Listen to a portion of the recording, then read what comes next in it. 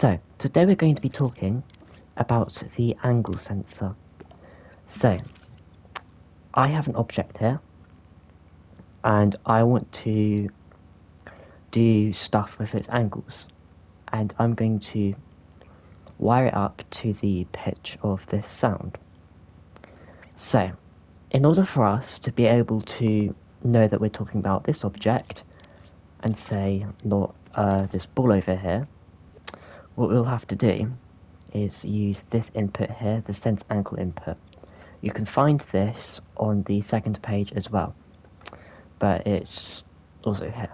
So, we just wire it up like that, and as you can see the chip has changed a little, because it now knows that we are talking about this object here.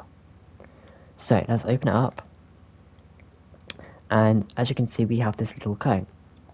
So, because Dreams is 3D, angles, they don't just work as in like this, but they're also like this. So they're presented in a cone shape, like so.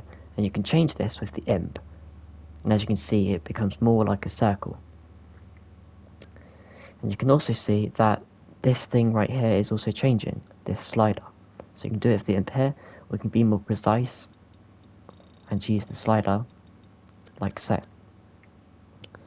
So, let's take a look at the angle range met. We'll ignore this saying for now.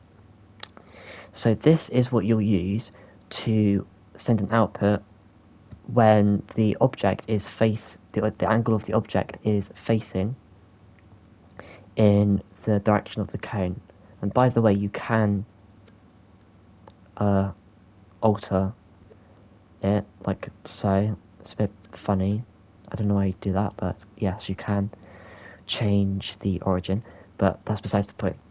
We've got the angle range met, and that's how we know where this is, and as you can see it's active, which means we are currently in the range that we want to look for. So let's wire this up to our sound, and then we're going to go into play mode. Sorry. And it's a bit ear piercing, but as you can hear, our sound is high pitch. Let's go out, and now it's low pitch.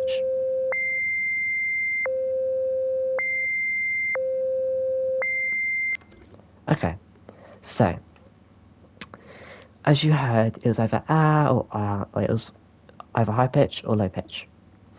And that's because by default it will be an on or an off. It is in the angle range or it is not in the angle range. But here we have a angle range fall off. So if you saw my video on the trigger zone, you might recognize the term fall off. But let's just add the bit right now. And what this does is provides a more gradual increase or a fading effect until it's met this range in which it will be completely active.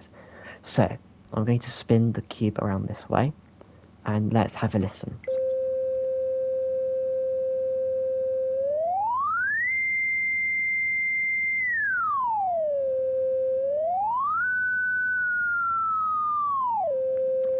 So, as you can hear, when it's in this zone right here, there, that will gradually fade in, and once it's within this range, the pitch will be at its highest, because this is where the signal is at its highest. And you can even see in the chip right here, the percentage goes down and down when it's in the fall off range, but once it's in the actual angle range, it's at 100%. Right, next we have a setting which I don't know much about, is relative to object. You might have seen this in my movers video, or movement sensor rather, video. And what I think it does is you compare the angles of two objects, but that's confusing and I don't know how it works really, but I don't think you'd be wanting to use that anyway. So, sorry I had difficulties again, that happens every single time. But anyway, let's go onto our second page. So as you can see, as we've said already, we've got the sense angle, which already appears here, but this is how we tell it what object we want to measure the angles of, as we've said. But then we have another option here called orientation. Now, what you want to do with this is you will most likely wire it up to a splitter. So let's do that right now. And as you can see, 3 ports have appeared. We've got yaw, pitch, and roll. Now, these are very odd terms, but I will try my best to explain them. So, as in real life, in piloting, which is why I've got a little aeroplane here, because that'll be helpful, there are remeasurements used for angles and moving angles, stuff like that. So I'll go into play mode, and as you can see, yaw is going this way, but it can also go this way.